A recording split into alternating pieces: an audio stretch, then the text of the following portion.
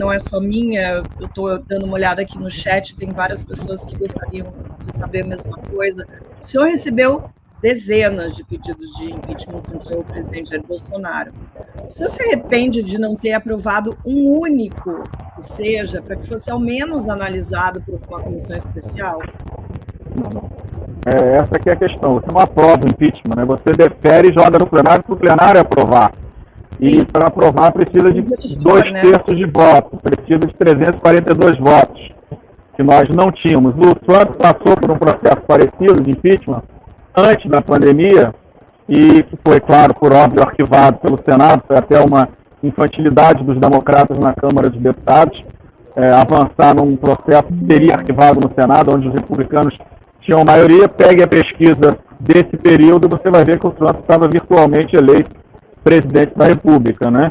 O que eu não podia era, na única cadeira que fazia o enfrentamento naquele momento mais sério ao presidente da República, não ao presidente, mas aos ataques que o presidente fazia às instituições.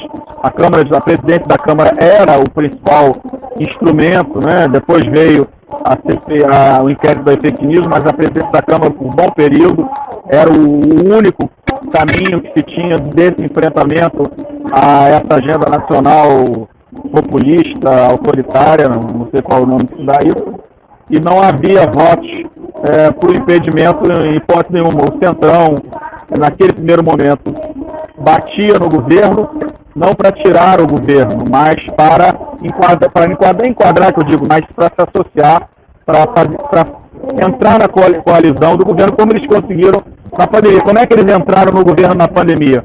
Eles foram ao presidente, a popularidade do presidente vinha caindo muito fortemente, e eles falaram: o Rodrigo vai fazer o seu impeachment, né? Então, o impeachment foi sempre um instrumento desses partidos para, na verdade, participar do governo, não para derrubar o governo. Em nenhum momento você teve, por parte deles, nenhuma ação que desse clareza que nós tínhamos alguma chance de chegar a 342 votos. Aliás, as votações que ocorreram na Câmara desde o ano passado, começando pela medida provisória da Eletrobras, PEC precatórios, e agora no final a PEC responsável, kamikaze, você não viu da esquerda no Brasil nenhum movimento de enfrentamento. Aliás, foi a esquerda no Senado que começou a convergir com o presidente Bolsonaro na agenda contra os estados, transferindo para parte dos governadores a responsabilidade do preço dos combustíveis. Então a gente não tinha nenhuma esquerda efetivamente firme, porque não sei porque não estavam nesse processo. Em 21, 22 eu acho, muito pela tal da emenda de relator, e naquele momento nós tínhamos um campo, nosso campo, onde muito dificilmente nós chegaríamos perto de 342 votos. Então eu não iria colocar a força da presidente da Câmara, a autoridade da presidente da Câmara em risco, né, para tentar avançar com um processo que não tinha a menor chance de avançar, até porque no Senado o presidente Davi era não um grande aliado, mas era um bom aliado do governo Bolsonaro. Fez alguns enfrentamentos comigo em algumas agendas, como auxílio emergencial aos governadores lá no meio da pandemia, mostrando que a posição dele era muito mais pró-Bolsonaro do que uma posição de independência. Então eu não me arrependo.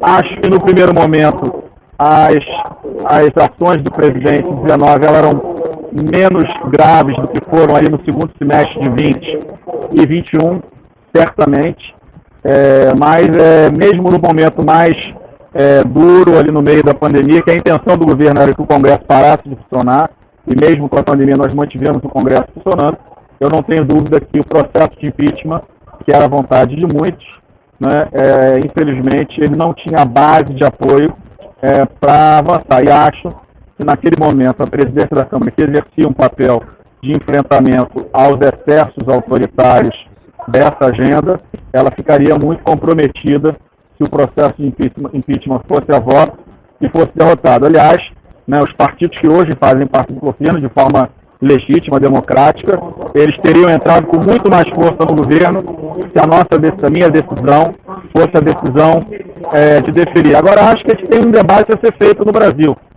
Quem tem muito, tem pouco, né? O poder pessoal do presidente da Câmara no processo de impeachment, acho que tem que ser debatido pós-governo Bolsonaro. Eu acho que, de fato, nós temos um problema sobre como esse processo avança ou não avança na Câmara. Mas eu estou convencido que, infelizmente, não haviam as condições necessárias para nenhum tipo de deferimento do impedimento ao presidente da República. Isso que eu ia perguntar para o senhor, não é poder demais concentrado na mão de uma única pessoa que fica responsável por aprovar um pedido para que daí seja analisado na comissão especial? Isso não precisa ser revisto? Eu acho que você tem que pensar qual seria um formato onde as decisões elas fossem menos pessoais.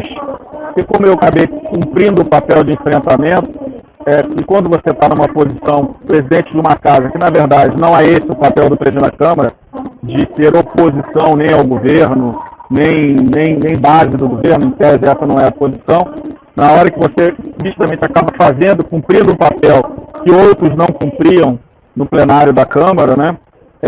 Acaba que eu concordo que é poder demais, acaba sendo poder demais, é poder de menos. Eu tenho até discutido com alguns juristas, com o Werneck do INSPER, na cadeira de Direito, qual seria um formato, né? Ele pensa numa ideia de você ter um grupo de notáveis, ex-ministros do Supremo, do STJ, juristas, que pudessem a cada processo fazer um parecer prévio e você encaminhar ou não. Mas aí eu também acho que tem uma outra questão.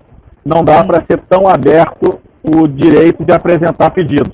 Porque não dá para a Câmara também ficar analisando um pedido por semana, senão a Câmara não funciona, fica um ambiente de enfrentamento de governo e oposição. Eu acho que dá para criar, na minha opinião, dá para você criar um instrumento onde você tire a pessoalidade da decisão, porque o Eduardo Cunha só fez o impeachment porque o Conselho de Ética rejeitou, né, aprovou lá a cassação do mandato dele. Então não dá para ser por isso que você vai deferir ou indeferir um processo de impeachment. Mas eu acho que dá para ter um grupo, um conselho independente que avalize, mas acho que o filtro de entrada, que eu não sei se isso teria espaço para ser discutido na sociedade, não é uma coisa simples, o filtro para que quem de fato pode ou não pode encaminhar um pedido de impeachment, porque senão a Câmara não funciona, fica o ano inteiro votando recurso de pedido de impedimento, até porque qualquer decisão do presidente de indeferimento gera um recurso no plenário da Câmara. Deferimento não,